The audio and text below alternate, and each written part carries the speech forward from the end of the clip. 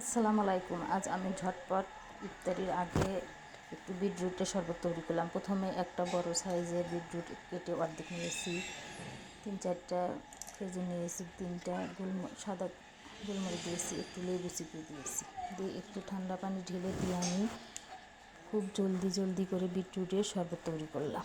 এখন আমি একটু ব্লেন্ডার জারে দেবো, ব্লেন্ড করে নেব। ব্লেন্ড করে নিয়ে তারপর আমি ছাঁকনাতে একটু ছেঁকে নেব। সামান্য একটু লবণ দিয়েছি, বিট লবণ নাই সেজন্য লবণ দিয়েছি।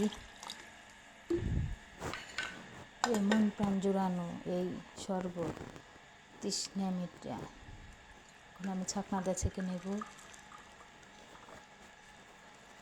ছাঁকনাতে ছেঁকে না হওয়ার পর এখন আমি পরিবেশনের পালা।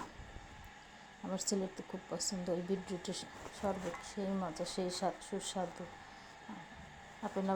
আপনারা যারা এখনও খাননি তারা একবার বাসায় ট্রাই করে দেখবেন।